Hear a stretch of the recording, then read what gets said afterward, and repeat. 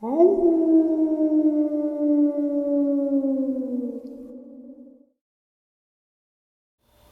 greetings and salutations, everyone. I hope everyone is still doing well. I've got an amazing bonus upload to share with you. Before we jump into it, a couple links. As you know, I rely on Patreon, PayPal, channel membership, and the merch to help the channel to continue to grow and go. Links to Patreon, PayPal, and channel membership is in the description below. The merch is displayed directly under the video. Also, Dogman Frightening Encounters, Volume 1 through 3, the audiobook versions. They were written and researched by Tom Lyons, narrated and produced by me, Jeff Nadolny. Those audiobooks are available on Audible, Amazon, and iTunes, links to which are also in the description as well. And finally, last but definitely not least, if you'd really like to help support this channel to continue to grow and go, simply subscribe. It does not cost you a cent. Click that like button, takes half a second.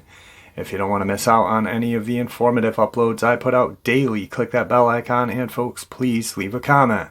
Why? Well, because all of these things, they really do help this channel to continue to grow and go. And folks, they definitely do matter. Now, everyone, I have taken far too much of your time. Let's jump in to today's bonus, shall we? Today's first encounter. So, I was speaking to a subscriber earlier, and they have a job where they feel they could be recognized easily. He wanted to share an encounter with me that he had heard through a friend's father. I invited him to come on, but instead he decided to share it with me. But also, he had a brief, mild encounter. He and his friend were walking through some deep wilderness down by a creek. Some really thick mountain laurel. No other fauna were growing. It was not a place where deer or other animals would be. They were having a hard time traversing through this area. And as they were walking, they both stumbled across this huge clump of dark brown, blackish, with silvery sheen to it, a clump of hair, which they both couldn't recognize. He's very familiar with bear and other animals that call the state of Georgia home. But yeah, he shared that with me before this next encounter that his friend's father's friend had, which is pretty interesting and terrifying. So needless to say, this story starts off probably, I'd say 20, 30 years ago.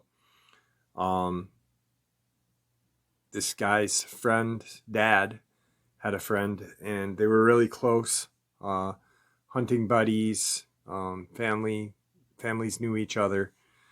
So apparently this guy goes out, tells his wife, hey, I'm going out to my hunting spot.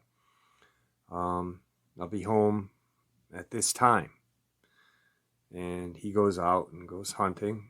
The wife doesn't hear anything from him all night. The next morning, she goes over to her husband's friend's house, who went out to find him. Now, he doesn't know exactly where he's gonna be, but he makes a couple of educated guesses and goes to where this guy's tree stand is.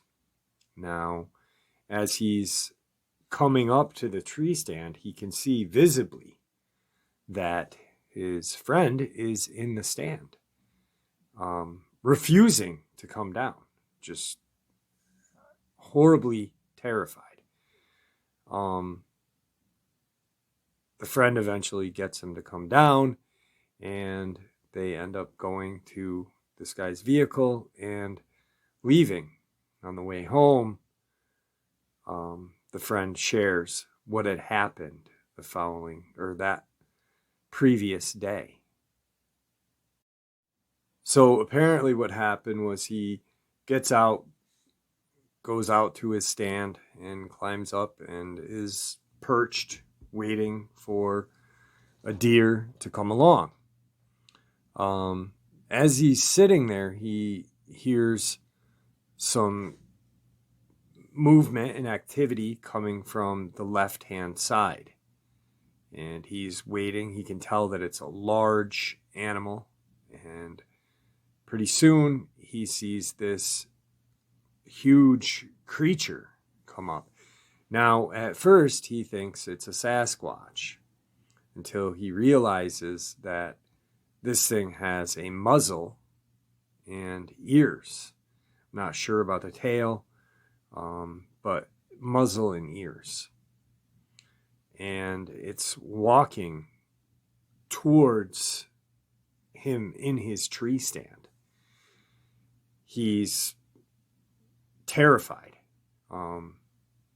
This creature stops almost directly underneath where he's standing and looks up at him. They're both staring at each other for probably 30 seconds, and this creature turns and walks back the same direction it had just come from. He's sitting in this tree stand, terrified at this point.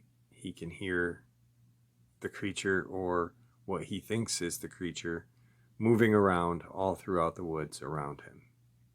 He's so afraid he doesn't even want to get down. He ends up spending the night in that tree stand, and there is no more sighting of the creature, but there are noises throughout the woods all night as well until his buddy comes out. He described it, because I'm assuming this was well before Dogman was even talked about, but he described it like a bear man. And that was this experience, and he shared this with a few people. Now, this brings me to an interesting kind of subject, topic, whatever. But Tim Coonbo Baker, who I've had on my channel, who I admire. I don't like calling anyone an expert in this field, but if I were to have to call anyone an expert, it would be him. Yeah, Victor is an expert in killing these creatures, but scientifically and studying them, Coonbo would be who I would consider an expert. Very humble man. He doesn't consider himself an expert. He's always learning.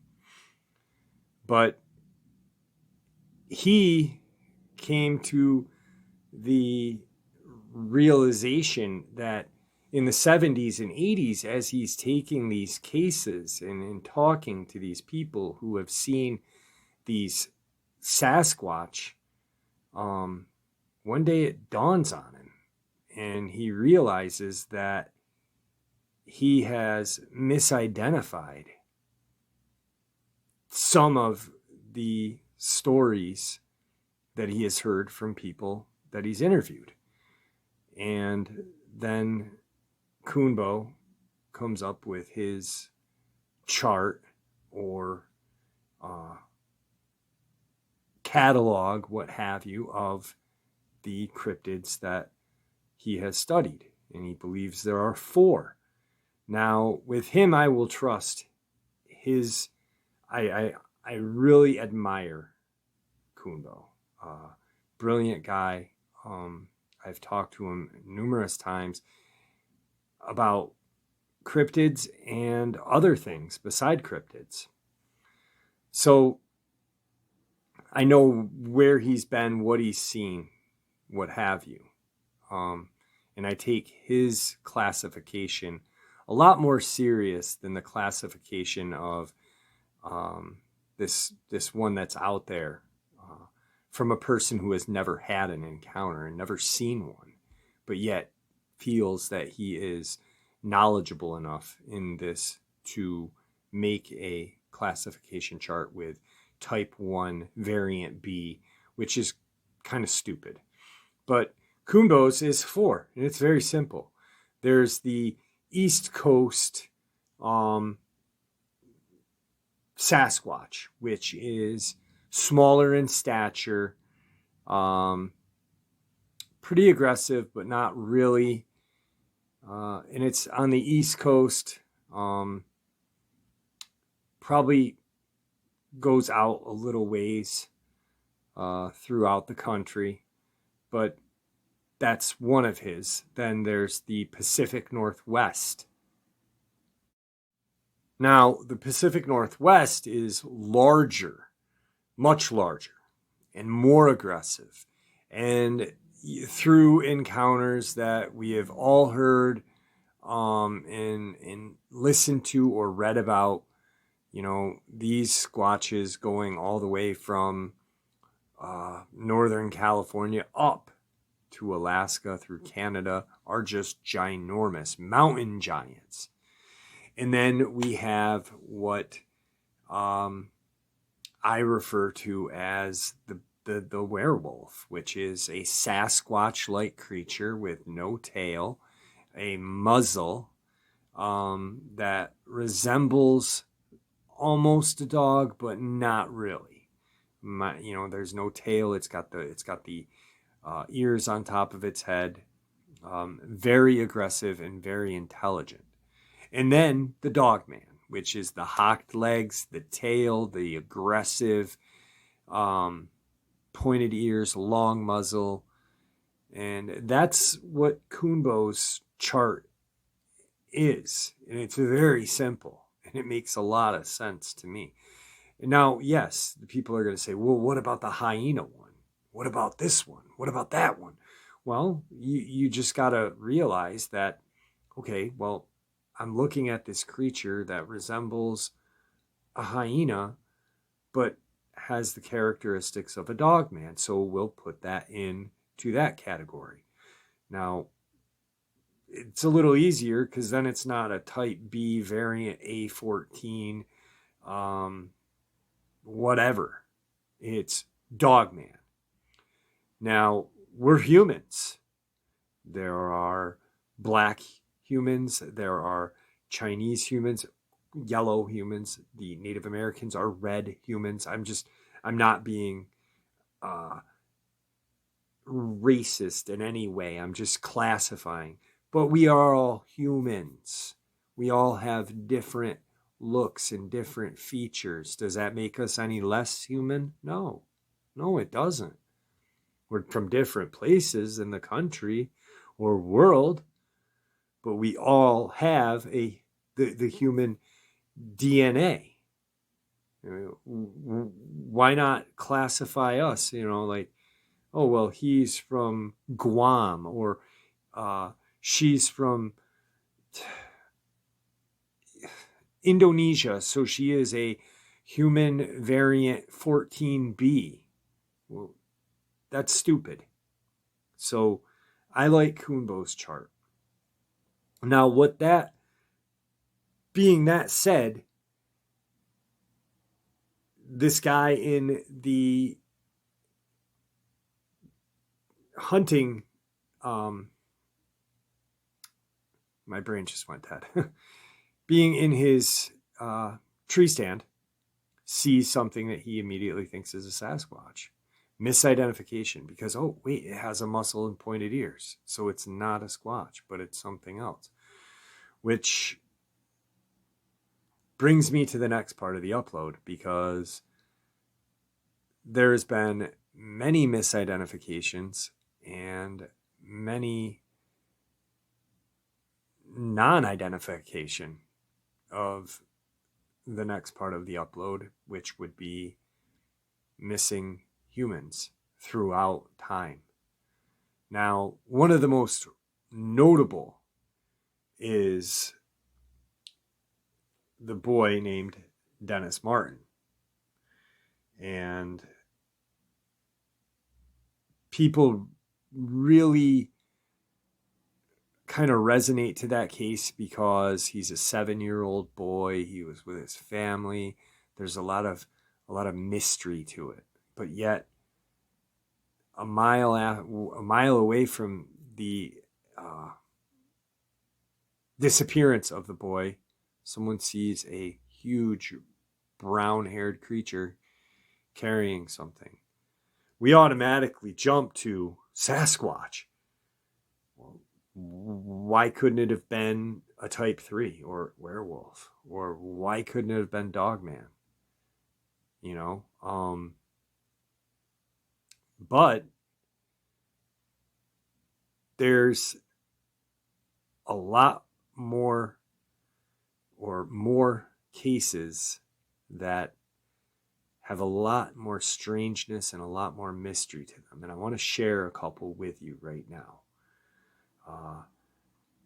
Dennis Martin's case is very, very mysterious and very tragic and sad for the family.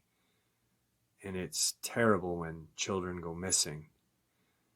So let's get into this next part. Each year, there are thousands of search and rescue incidences logged across National Park system. They typically involve missing hikers, visitors who have gotten injured, boating accidents, and climbing incidents. Far and away, the bulk of these incidents are quickly resolved, usually in less than a dozen or so hours. During 2007, for instance, a National Park Service reported 3,593 search and rescue incidents. Of those, 2,566 individuals were uninjured. Another 136 died. Rarely do search and rescues go unresolved, but in 2007, there were 19 cases where the individual who spurred the search was never found. Such unresolved cases grow cold over the years, but never forgotten. One from 1969 in the Great Smoky Mountain National Park seems fresh and painful in the minds of some of the rangers who participated in the search. The search in Utah that took place a few years ago for the Bardsley boy just brought back memories of Dennis Martin. Big-time memories of Dennis Martin's search recalls Larry Nielsen, who was the Cadiz Cove District Ranger in 1969. It was so similar in so many ways. In Utah that took place a few years back for Bardsley boy just brought memories of Dennis Martin for me. Big-time memories of Dennis Martin's search, recalls Larry Nielsen, who was the Cadiz Cove District Ranger in 1969. It was so similar in so many ways. Garrett Bardsley was a 12-year-old Boy Scout who vanished without a trace during a camping trip in the Uinta Mountains in 2004. While fishing by a lake with his dad, he got his feet wet, headed back to camp a short distance away, and never came back. 35 years separated the disappearance of Garrett Bardsley and Dennis Martin. The cases were similar. And the frustration and puzzlement they exacted from those who went searching. Word that Dennis, a soon-to-be 7-year-old, went missing 40 years ago on Father's Day spurred one of the largest hunts in National Park Service history. Before it ended, the FBI investigated. More than 1,400 searchers combed the Great Smokies' rugged backcountry, and an estimated 70,000 linear miles were said to have been walked. 1,100 helicopter sorts were flown. Noted psychic Gene Dixon suggested that the boy may be found. The White House monitored the search, and active Army and National Guard troops were on summer maneuvers, joined the hunt. For 2 weeks they searched. The Martin family from Tennessee was celebrating the Father's Day weekend as it traditionally had by heading into the Smokies June 13th, the Friday before Father's Day. Father William, his young sons Dennis and Douglas, and their grandfather Clyde were striding up onto the backbone of the Smokies.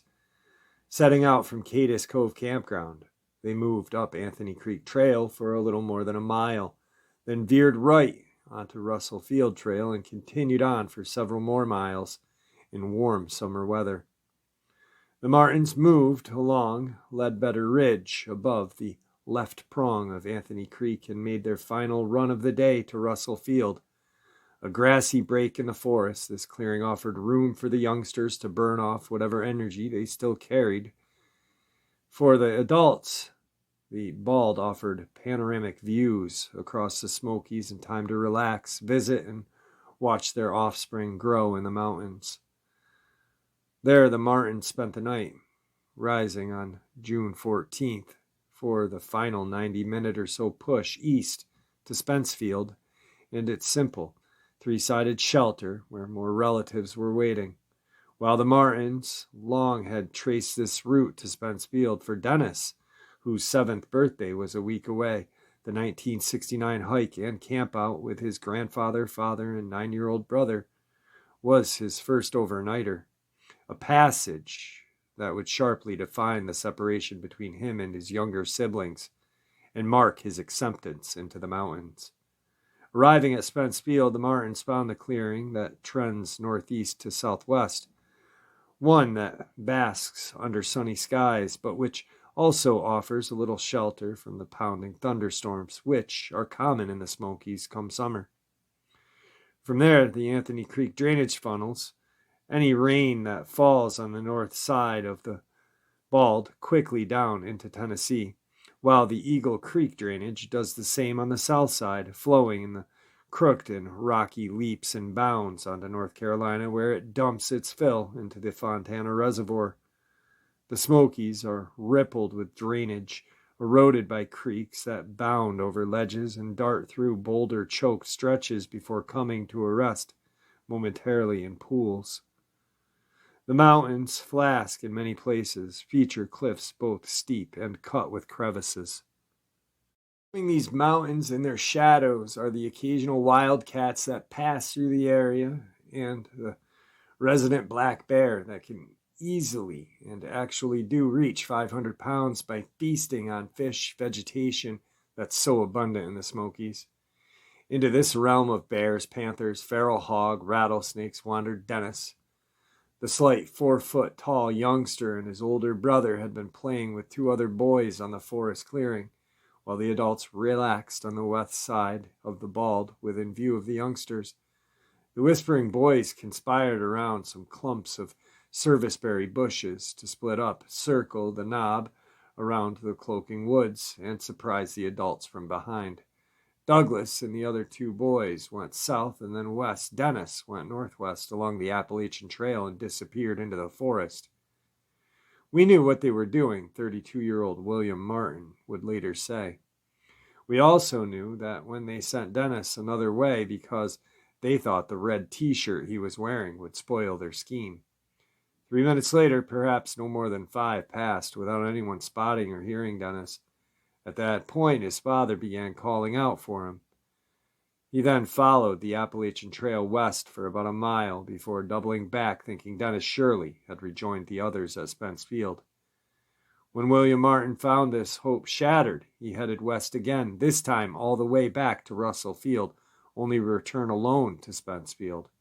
While the boy's father was making these frantic searches, their grandfather Clyde headed all the way back down Anthony Creek to Cadiz Cove, a distance of roughly 8.5 miles, and reached the ranger station shortly before 8:30 p.m. to summon help. Initially, the response, summoned by word of Dennis having gone missing, was not unlike any other hasty search that was been mounted in this country's national park and national forest. A small group quickly looks in the immediate area where the missing person was last seen. And with their efforts prove fruitless, the search broadens, both in terms of terrain and searchers. These days, searchers have been refined to a point that in 90 to 95% of the cases, the subject is located within 12 hours. But 40 years ago, searches weren't so methodical. The hunt for Dennis Martin turned into the largest to date search and rescue mission in the Park Service history. Spencefield would turn into a literal military base with landing zones cut from the surrounding forest. Park Service staff quickly became overwhelmed by the turnout of volunteers and struggled to manage them. Complicating the search was Dennis was rain. More than 2.5 inches of rain and possibly 3 inches in and around Spence Field fell throughout the night. The aftermath not only challenged searchers the following morning, but it would confound them by the ensuing days. That Dennis Martin became lost was not that unusual. Thousands of national park visitors find themselves lost or injured and need rescuing by rangers every year.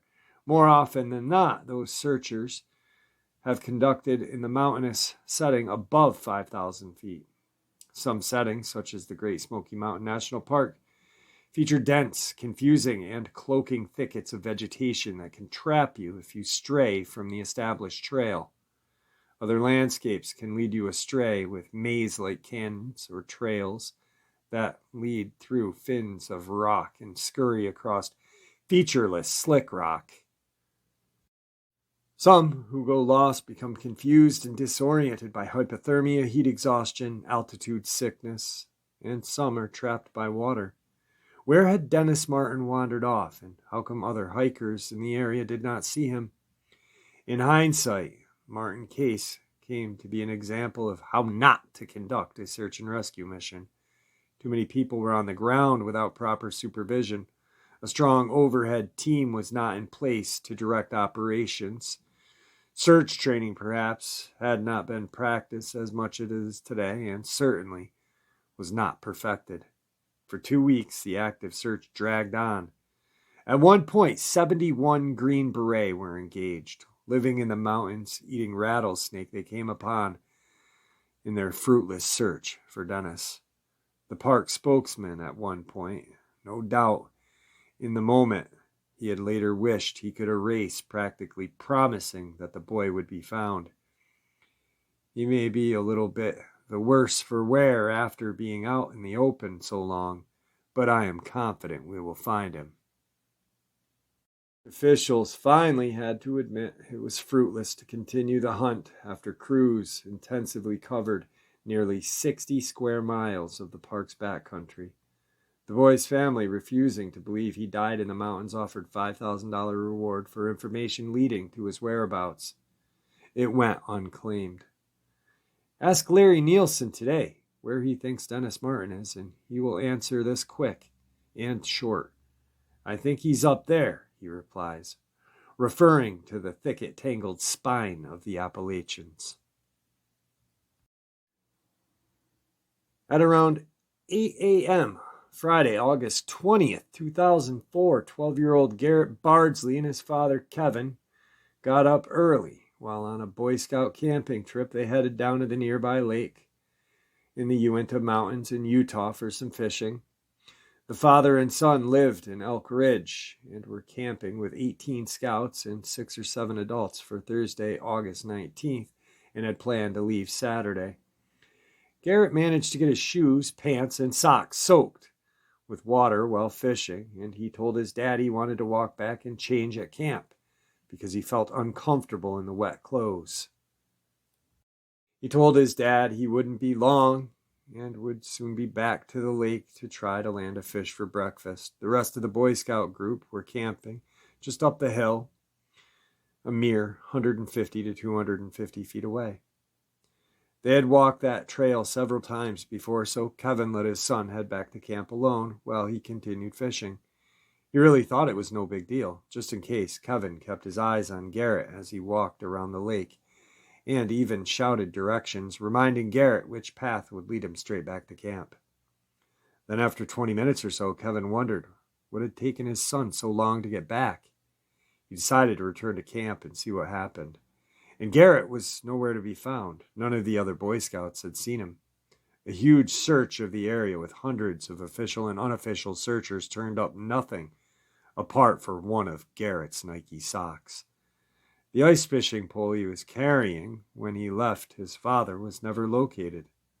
What happened to Garrett? Abduction, animal attack, or something more? Huber Lake is a lake in the Uinta Mountains in Summit County, Utah, within the Camas Range District about 3,500 feet northwest of Mount Marcel. The lake is at an elevation of 10,426 feet. It was less than a quarter of a mile from the lake on a well-established path that connected with a road another quarter mile away. A family friend said the distance to the camp from where they had been fishing was no more than 150 paces distance. More than 200 volunteers and search and rescue team members searched into the night on Sunday, August 21st, for Garrett, who was wearing a black hooded sweatshirt, reversible black and red sweatpants, and white Converse tennis shoes. Additional search and rescue teams from Cache County joined the teams from Utah, Salt Lake, and Duchesne counties. He had no provisions or a backpack, but was carrying a short black and chrome ice fishing pole when he vanished. Hundreds of volunteers and personnel from Summit County Sheriff's Office searched on foot, horseback, with dogs, and this effort was scaled back to more than 50 professional search and rescue personnel working on foot after this. The only evidence that searchers found was Garrett's Nike sock a half a mile from the spot where he disappeared in a granite boulder field. Summit County Sheriff David Edmonds said, "The sock appears to have been taken off of a wet foot wadded, very consistent with what we knew about Garrett." Because of where the sock was found, Edmonds said it would be in a line of the assumption that he sought shelter from the cold weather, maybe by going into a boulder field for a crevasse or outcropping, something to try to get out of the weather. The mountainous terrain meant that the temperature dropped around 18 degrees at night. Garrett disappeared. The official search for Garrett was called later, 9 days. A 3-mile radius and rugged mountains from where he was last seen was thoroughly searched. After the official search was over, the family and many dedicated friends and volunteers continued searching, returning at least 2 or 3 times a week until October. Further searches happened after the winter of 2004, but turned up nothing. Kevin Bardsley said, "We know that it is often discouraging at the end of the day when we haven't found him or any signs of him, but we want you to know that every area that we search just gets us that much closer to finding him. I've speculated and speculated. I don't know where he is. I just wish I knew. If I did, I'd just end this." No other sign of Garrett was ever found in the area. Was he abducted, killed by a grizzly or mountain lion? No sign of attack was found. It's strange that even his fishing rod was never found. Perhaps his remains lie in some hidden crevasse. Jared Michael Negrete disappeared July 19, 1991, Mount San Gorgonio, San Bernardino National Forest, California. 12-year-old Jared Michael Negrete was a Boy Scout who was on his first overnight backpacking trip. He was last seen on Friday, July 19, 1991, at about 6 p.m. when he fell behind his fellow scouts on a hike to the summit of 11,500-foot Mount San Gorgonio in San Bernardino National Forest, Southern California. An extensive search turned up only some candy wrappers and a camera with a haunting image of Jared on it. 30 years later, despite the large search and follow-up hikes into the area by amateur investigators, no remains have been found. Many are asking why a scout leader would leave Jared alone on his first trip while he and the other scouts completed their hike. San Gorgonio Mountain, also known as Old Grayback, is the highest peak in Southern California, and the traverse ranges at 11,503 feet. It's in the San Bernardino Mountains, 27 miles east of the city of San Bernardino. It lies within the San Gorgonio Wilderness, part of the Sand and Snow National Monument managed by the San Bernardino National Forest. Jared, 12-year-old, was an 8th grader with Hispanic background who lived in El Monte in L.A. County, California. He had black hair, brown eyes, 5'2", 150 pounds. He was wearing a tan-colored t-shirt, which may have been a Boy Scout styled, green Boy Scout pants, and a pair of black high-top pro-wing sneakers. He had a small birthmark on his right cheek, wore glasses with brown plastic rims. He was carrying a 2-quart canteen of water. July 19th, 1991, Jared was on a trip with his scout troop to an area close to the summit. In total, the group included the leader and 6 scouts. At around 6 p.m., Jared fell behind his fellow scouts on the hike to the summit. Another group of hikers spotted Jared staggering behind and notified the scout troop leader at the summit. They had seen him. He was shortcutting the switchbacks on his way up the trail and was told not to and stay on the trail. A switchback is a trail up a steep mountain or hill that is like a zigzag pattern instead of a straight trail. Shortcutting a switchback is bad trail etiquette because it kills vegetation, loosens soil, creating a new trail straight up and down the hill, which will, in time, get large and hollowed out from erosion. However, the scout leader, an experienced hiker, said he would pick up Jared on the way down. When the leader finally was able to descend the mountain to pick Jared up, he was nowhere to be found. As soon as the troop leader realized that Jared had disappeared, he accompanied his 5 other scouts back to base camp and then hiked about 5 miles in the dark to get help. San Bernardino County Sheriff's deputies, along with search and rescue teams from as far away as Sierra Madre and San Dimas, began searching a 130 square mile area. Within 3 days, their search was focused on a 6 square mile area where a footprint believed to match one of Jared's high-top tennis shoes was spotted. Searchers also discovered beef jerky and candy wrappers believed to have been dropped by the scout, and most importantly, his camera was located. On the film roll were 12 pictures. Most of the pictures were landscape scenes apparently taken before Jared went missing. But the final picture on the roll of film was a photograph of the scout's eyes and nose, taken with the aid of the camera's flash, possibly at night after he disappeared. Family members said it appeared Jared pointed his camera at his face and snapped the picture. It seemed possible that the boy had lost the camera while sliding down a portion of the mountainside. 70 officers, some who were airlifted by helicopter into the forest, and horseback riders, as well as helicopters with infrared, were deployed. Over the next 2 weeks, as many as 3,000 people had logged 45,000 hours scouring 50 square miles of San Bernardino National Forest, from Douglas Oaks to Whitewater Canyon. A blue water bottle was found, but this was confirmed not to be Jared's and had probably washed down the mountain by flash flooding. The temperatures were warm enough for Jared to survive unaided on the mountain for a few days, and there was sufficient amount of water located in the area, as well as the bottle he was carrying. It seemed he did have limited amount of snacks with him. No further clues were found. Jared had vanished. Despite the discovery of the camera and its pictures, Jared remains missing 3 decades as of 2021. What happened on the day of July 19th, 1991? It is somewhat alarming that Jared, who was 12, was left behind by a scout leader. Generally, the slowest hikers are put in the middle of the group to avoid anyone being left behind.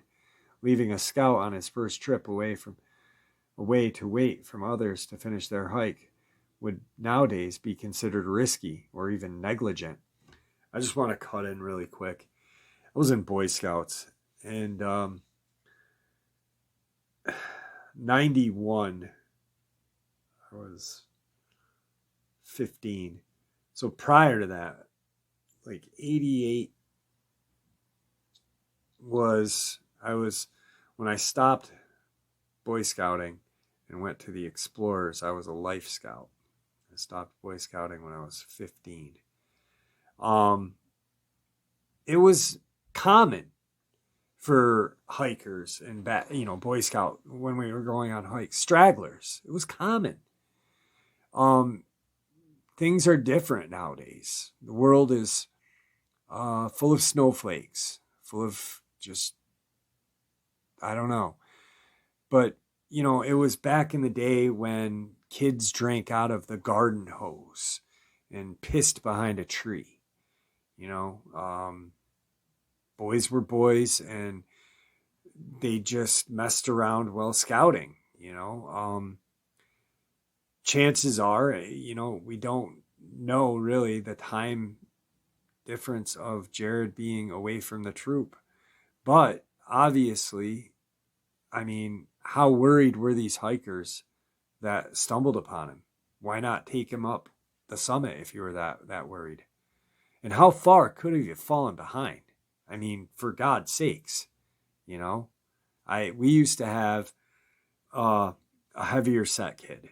And we would go on these hikes in the Adirondacks. We would hike these old fire trails and come up to, these old fire towers and stuff like that. Just, deep in the Adirondacks. So deep that there was nothing around for a good 50, 60 miles. 100 if you want to really get into that. But it was not that uncommon. And this kid who was, a little slower than us, he would always catch up. Why? Because he kept going. It's obvious that he was going. Jared was seen zigzagging, trying to make it up there. So during this, something took him out, took him off that friggin' mountain and brought him somewhere. Anyway, back to this. I'm sorry.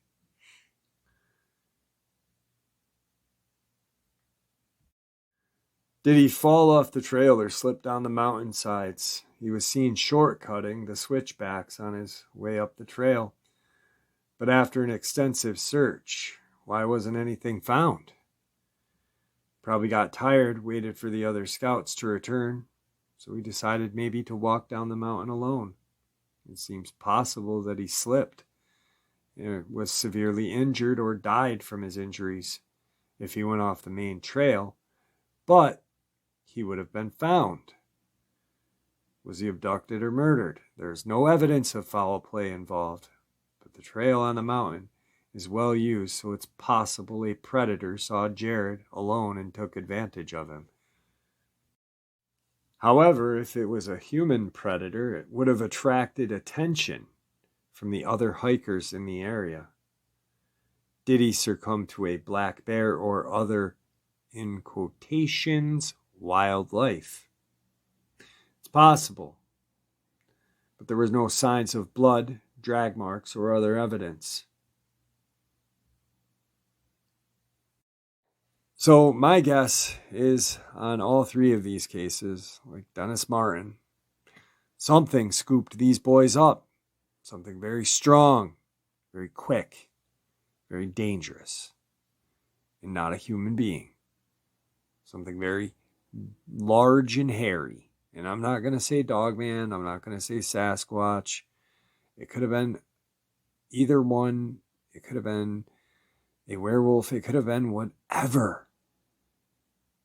The point is, these three cases are so friggin' similar and not solved. How crazy is that? There are so many unsolved cases, but I wanted to share these because they were so similar. They were children, and they were with friends and family, hiking, having a good time, and yet mysteriously and quickly, very, very quickly vanished. Dennis Martin, matter of minutes. Jared, a matter of minutes. Garrett, a matter of minutes. Whatever took these boys was very large, very strong, and very fast. And there's a reason why. There's a reason why we didn't find them. Same reason why we don't find where these very large, strong, hairy, quick animals, creatures live. because we're not looking in the right spot, or because they're just smarter than us and the apex predator of the forests. I don't know. Crazy, crazy stuff, guys. Crazy stuff. All right, folks, I hope you all enjoyed today's bonus as much as I enjoyed sharing it with you. I'd like to thank you all for supporting this channel. Your support is what makes this channel honestly special and what continues to make it grow and go. It is truly appreciated. Guys, stay safe, happy, healthy, and ever vigilant, keeping an eye on our children, our pets, our family, and friends. These creatures are real. They're out there and they are dangerous. Share this information with the people you love and care about, and it may just save their lives someday. Until next time, never stop pushing back, never stop asking questions, and God bless you all.